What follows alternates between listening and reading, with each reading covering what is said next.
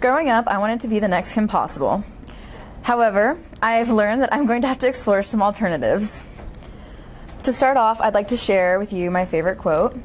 It is by Maya Angelou, and it says, "I've learned that people will forget what you said, people will forget what you did, but people will never forget how you made them feel." My name is Abby Verwick, and I want to make people feel by telling other people's stories. I hope to carry out this mindset through my ISM experience by conveying stories that make people feel things through different platforms in journalism. In my first research assessment, which was my career outlook, I learned that there are several different paths under broadcast journalism. There is a more broadcast side and a more journalism side. There's more writing and reporting, and there's more editing and sound splicing, and several different things are involved in it. I learned that I should get at least a bachelor's degree majoring in communications, but it is best if I minor in something specific. That way I have something to talk about, basically. I need to be good with technology, especially today, because we use it so much and it's only growing. And all of my interviews have also said that the best way to learn in this field is by going out and actually doing it. Through the interviews I have already had, I can already tell how this class has prepared me. And if you know me well at all, you know that I am still pretty disorganized and scatterbrained, so just imagine the beforehand. Going into my interviews, I tried to meet with a variety of different broadcast journalists since I don't know specifically which field I want to pursue. My first interview was with Mr. Tim Ryan, and he is the co-anchor for Fox 4's Good Day. One of my favorite quotes he said was that news does not happen in the newsroom. He mostly anchors, but every now and then he does do feature reporting. So he explained to me the difference between reporting and anchoring, and how as a reporter you kind of get to write your own script versus being an anchor you kind of just read off what someone else has put in front of you. He explained how he showed me a trick on what he does to improve himself as a listener, speaker, and better communicator by carrying out a conversation with anyone about anything for 3 minutes. He says that this is the best way that he's learned new things and been able to talk to new people. He actually encouraged me to embrace all of the mistakes I make, which I found as a really cool perspective to look at things, because I usually take my mistakes as a negative, and he kind of showed me the flip side as the positive way to look at it, and I thought that was really cool. My second interview was with the Pete Delkus. Still fangirling about that.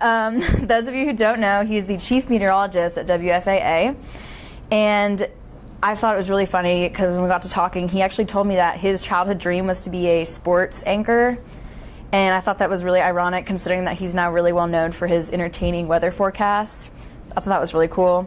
I got to meet him and a coworker of his named Colleen Coyle, who is basically the weather woman. And they both stressed to me the importance of the TV personality that is essential to succeed. And instantly when I walked in the room, I just noticed this confident, ambitious attitude that was personable and friendly, that made you want to talk to them and want to listen to them, which is crucial if you're trying to get people's attention and get the word out.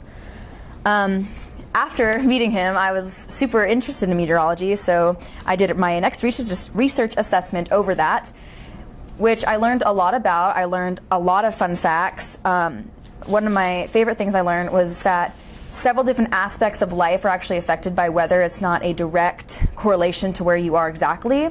So an example would be if there's a drought in Florida. I don't live in Florida, so why should I care? Well, I should care because there's less water in Florida. That means there's less oranges, which means that the oranges become more expensive, which means my family buys less orange juice, and then I don't get orange juice, so I'm sad.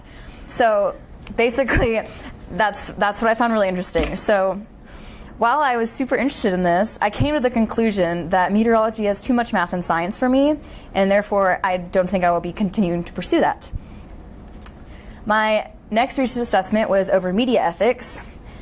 And I found this really interesting and controversial because I've only ever really thought about the benefits to having technology in journalism, being able to just pull up whatever you want on your phone, have information and access at your fingertips seemed like only a pro to me. But now I see that after I've researched how much journalism has evolved, from the press hats and job titles to anyone can post a blog anonymously and say that they're credible when they're not. And that actually causes a lot of problems because there are so many sources that aren't credible, you don't know who to trust or what's real or what's not real. Another interesting thing I found from this was that certain companies, if there's a company that's reporting something, you don't know how impartial they can be depending on where they're getting their money and funding, because if they make sure that the story is spun to their advantage because they don't want to upset the people who are giving them money. Another immediate concern that I found from that was the way images are censored and published. How I know that I would not be okay with certain images getting out there and other people just have them out there, and I feel really bad, and I'm actually concerned about that. My third interview was with Jack Fink, who is a CBS political reporter, and he gave me an idea of the basic day-to-day schedule that he has. First, he gets up and he brainstorms an idea for a story, and he presents it to his producer. And once the producers approve it, he goes out with his photographer and actually makes the story. He comes back and edits it. Then he finishes perfecting it, and it goes on air.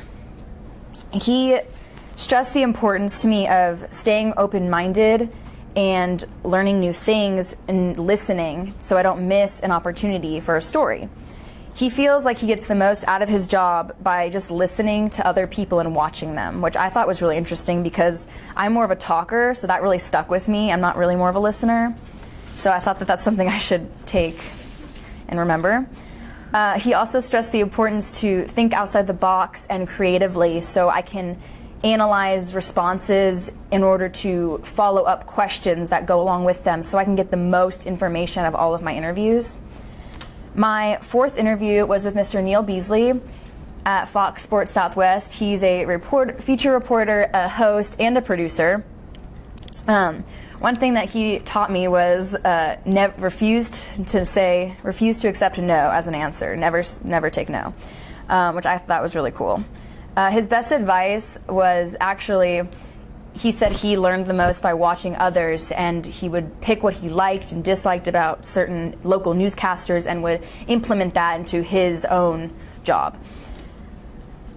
So I think that that's something I took away from that. For my original work, it was actually inspired by my recent diagnosis of narcolepsy. And I have decided that I want to make a documentary kind of awareness video to spread the awareness of different specific mental illnesses that a lot of people kind of take as a joke or don't really see an issue with, like OCD, eating disorders, PTSD, schizophrenia, bipolar, anxiety, all of the above.